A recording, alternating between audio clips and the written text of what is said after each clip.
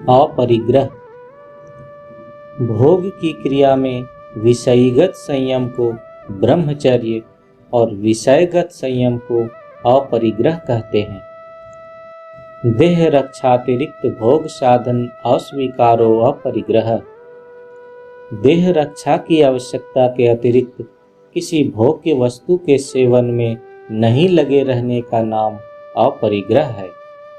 देह की रक्षा के लिए अन्न चाहिए, वस्त्र चाहिए, घर भी चाहिए।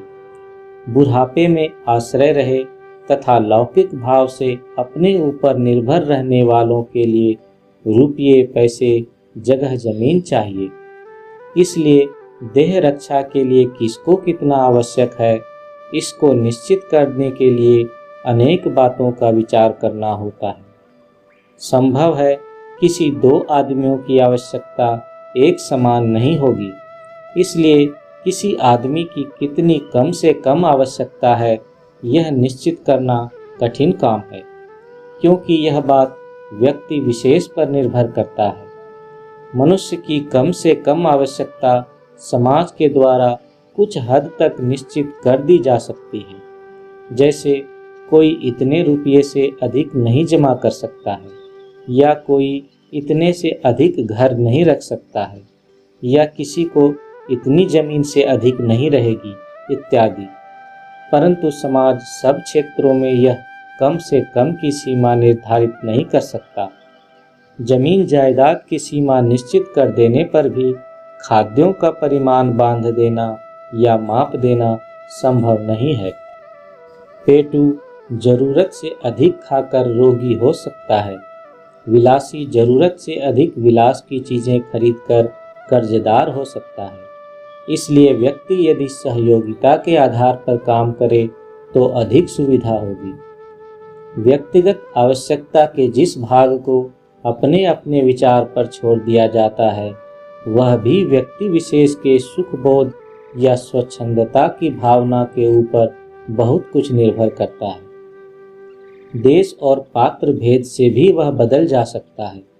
उदाहरण के लिए कहा जा सकता है कि एक मनुष्य किसी क्लेश को खेल खेल में सह ले सकता है और दूसरे आदमी को ऐसी परिस्थिति में डाल देने से संभवतः उसकी मृत्यु होगी। इसलिए इस परिस्थिति में पहले आदमी से दूसरे आदमी का क्लेश दूर करने के लिए अधिक भोग्य वस्तु की आवश्यकता है, जो उसके लिए अपरिग्रह विरोधी नहीं है। इस संबंध में देशगत भेद भी सोचने लायक है। बैसाख के महीने में भारतवर्ष में ऊनी कपड़े की जरूरत नहीं रहती, परंतु ठीक उसी समय साइबेरिया में रहती है। इस विषय में कालगत भेद भी विचारणीय है। प्रागैतिहासिक युग का एक साधारण आदमी की कम से कम जरूरत की सीमा थी। आज के युग के एक सीधे साधे आदमी की जरूरत की सीमा वह नहीं है।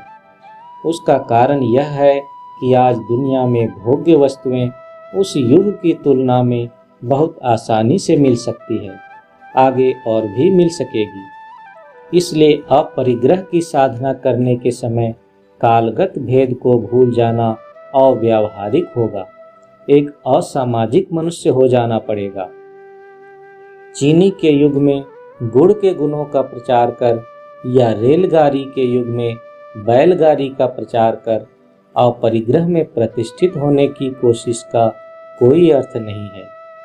आज की दुनिया में एक साधारण मनुष्य के लिए व्यावहारिक जगत में जिसके समय का मूल्य और 4-5 आदमियों से अधिक नहीं है, हवाई जहाज पर चढ़ना जरूर अपरिग्रह विरोधी है, किंतु रेलगाड़ी पर चढ़ना अपरिग्रह विरोधी एकदम नहीं है। इसलिए कह रहे थे कि किसी खास आदमी के लिए अपरिग्रह में प्रतिष्ठित करने की साधना में खास क्षेत्र में मान निश्चित करके समाज सहायक तो हो सकता है, परंतु अपरिग्रह में पूरी तरह से प्रतिष्ठित होना आदमी की अपनी कोशिश पर ही निर्भर करता है। स्वयं अपने को तथा अपने परिवार के लोगों का शारीरिक, मानसिक और आत्मिक जीवन स्वस्थ रखकर सर्वसाधारण के हित के लिए अपने भोग की साधनों को कम से कम कर देने के सीमाहीन संग्राम का नाम अपरिग्रह है।